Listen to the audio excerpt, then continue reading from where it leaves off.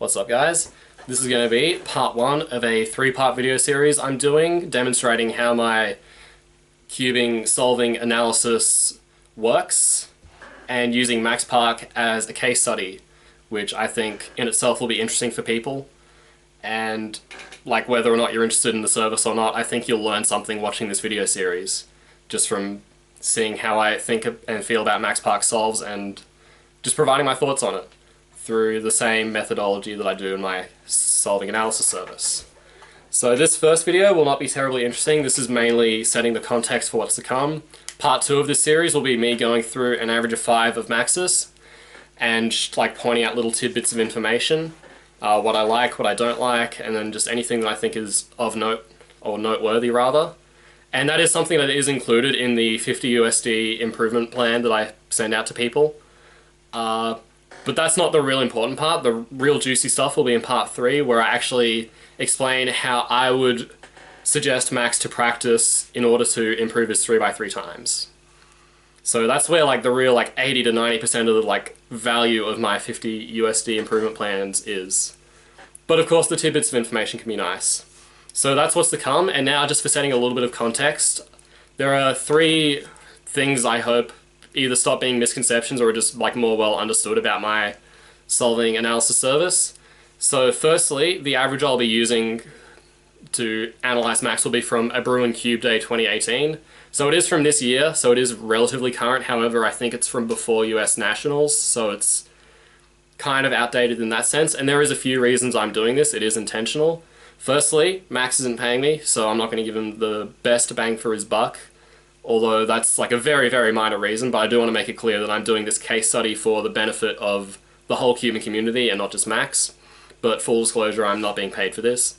Number 2, and the more important reason, is I want to make it clear that although having up-to-date solves is probably ideal for the tidbits of information, which is like the 20% of the improvement plan, or 20% of what you get from the improvement plan, the other 80%, which is the actual improvement plan itself, like the things I tell you to work on, they generally don't change with a larger sample size or a more up-to-date sample size of solves.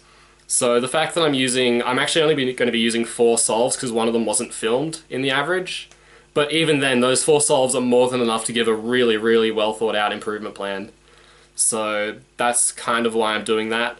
And also, them being outdated, all that really affects is like tidbits of information, because maybe in those 6 months he's worked out better ways of approaching a few cases, but the improvement plan will be the same as long as he hasn't completely evolved his style, which in my opinion he hasn't. His solves are still high TPS, relatively basic CFOP with some, or like I would say good first pair inspection abilities, relatively good F2L solutions, and just OL and PLL.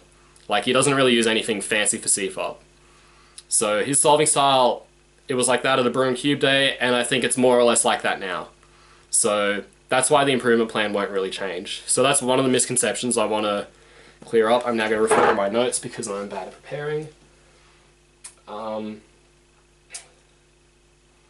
so there's only one more thing I want to, I guess, add context to or clear up misconceptions on. So the stuff I previously mentioned about not being paid for this and also why outdated solves aren't as valuable, those are like the first 2 things. The other thing I want to make clear is that just because I am slower than MaxPark in terms of time, which, you know, surprise, surprise, since he's the world champion, second in the world, which by that logic people would think only Felix can coach Max, which is just, I mean, dumb on the face of it. Basically, I want to make it clear that me being slower than Max doesn't mean I can't provide valuable insight, which obviously you'll find out in the next 2 videos. Like, I don't need to suck my own dick on this one, but basically, because I'm close enough to the highest echelon of like 3x3 solving, I can provide like very top-notch analysis. However, for other events like Megaminx, people would say I'm like decent because I average like in the mid-50s. However, you have to realize the fastest solvers in the world are like close to sub 30, which means there is very likely a lot of like basic gaps in my Megaminx knowledge that mean, although I can help people get faster at the event, I don't think I can really help someone get to like the top, or even like super mid-level, because I just haven't put in the hours, I haven't put in the practice, I haven't put in the thought. And let me make it absolutely clear that although I am somewhat of an all-rounder, 3x3 is, beyond a shadow of a doubt, the event that I've put the most hours into in terms of practice, in terms of algorithm learning, in terms of all that, like just in terms of thinking about how to get better at the event.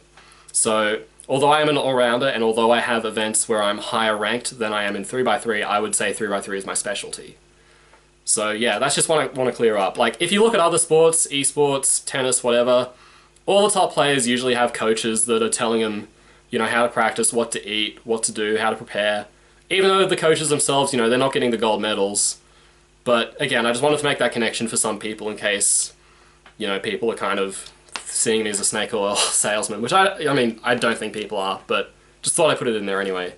So yeah, that's the context for what's to come. Part 2 will be tidbits of information by analysing 4 out of 5 max park solves in an average at a brew and cube day. And after that, I'll be basically telling you guys how I would tell Max to improve. And both of those things, parts 2 and 3, are what you can expect when you pay for one of my 50 USD improvement plans.